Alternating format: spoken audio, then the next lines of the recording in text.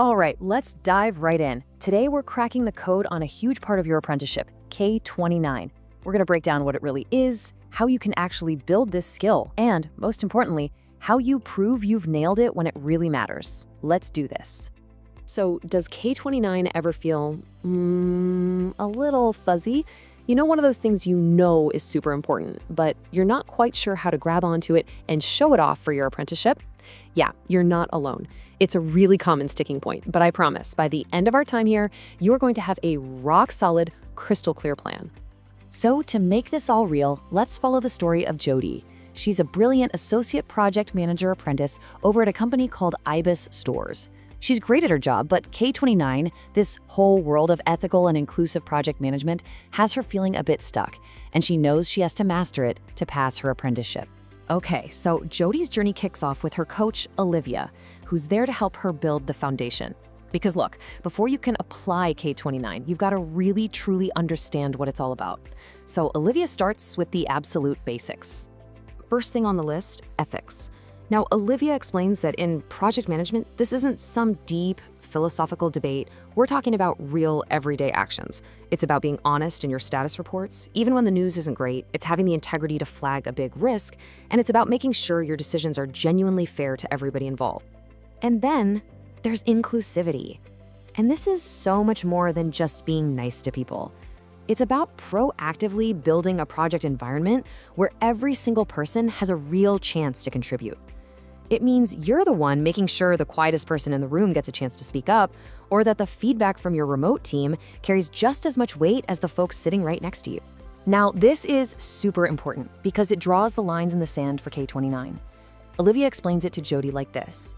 Governance is like your company's project playbook. It's the guide for how you get things done. Compliance, on the other hand, is the official rulebook, the legal stuff you absolutely must follow. K29 is all about how you act ethically and inclusively inside that framework. So you might be thinking, okay, but why does this really matter?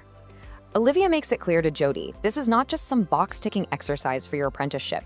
When you act ethically and inclusively, you just get better projects. It builds trust, it cuts down on the risk of legal trouble or bad PR, and it means everyone can see how decisions are being made. It's really the foundation of a successful project and, honestly, a successful career. All right, so Jody's got the theory down, and now she's ready for the next step. She meets up with her mentor, Adam, who is all about turning knowledge into action. It's time to go from just knowing what K29 is to actually doing it. So Adam lays out this super clear 5-step path for Jody. She's already knocked out step 1 with Olivia.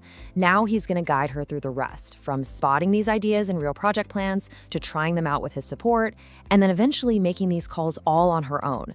It's a really simple but powerful way to grow. And Adam doesn't mess around. Right away, he challenges Jody to take what she's just learned and apply it directly to the marketing projects she's working on in Ibis Stores. This is where it all starts to get real. And here we go. You can see Jody putting her learning straight into practice. She's using a RAID log, for tracking risks, assumptions, issues, and dependencies to formally log an inclusivity problem. People on the remote team are feeling left out. Now, Jody doesn't just hear this and forget it. She records it, she takes ownership, and she starts building a plan to fix it. This is a perfect, real-world example of K29 in action. Okay, so Jody's now applying her knowledge, which is fantastic, but for her apprenticeship, that's really only half the battle. Now she needs to prove it. So she circles back with her coach, Olivia, to figure out how to collect the right kind of evidence for her portfolio. This is it, right? This is the million-dollar question for every apprentice.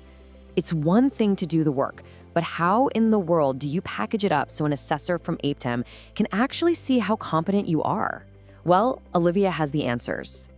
Olivia explains that your evidence doesn't have to be some huge 1,000-page document. It's all about quality, not quantity. You could, say, take a project charter and literally highlight the parts that deal with ethical conduct and add a few notes. Or you could use meeting minutes where you specifically made a decision to include a stakeholder who was being overlooked. Even a short report explaining the why behind a tough ethical choice is incredibly powerful. And the glue that holds it all together? A detailed reflective account, which is your chance to tell the whole story of your learning. And check this out. This is a golden example right from Jody's actual reflective account. Look how simple and effective this is. She states the problem from the RAID log, she describes the specific action she took, that dedicated consultation, and she explains the positive result. This is exactly what assessors are looking for. It's clear, it's concise, and it's totally focused on the impact she made. So Jody has built her knowledge, she's applied it, and she's gathered her evidence. There's just one last mountain to climb, the End Point Assessment, or EPA, and her mentor, Adam, is right there to help her get ready.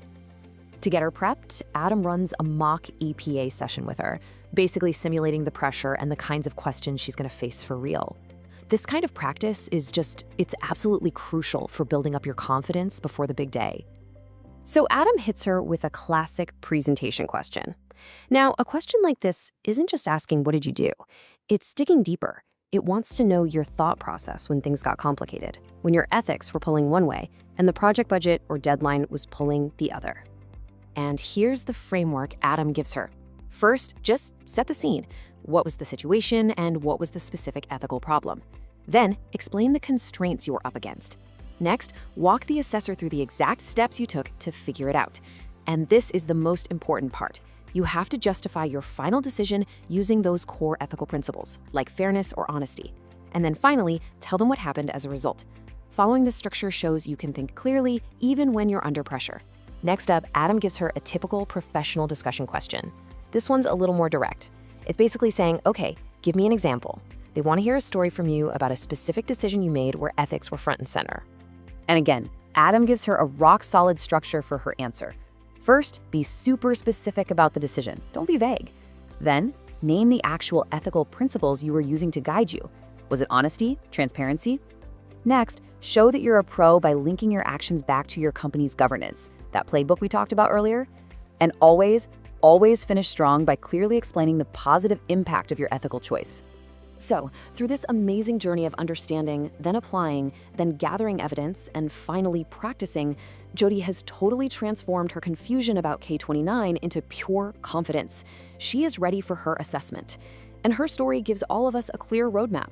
So, the final question really isn't for her, it's for you. What's the next ethical and inclusive decision you're going to make on your project?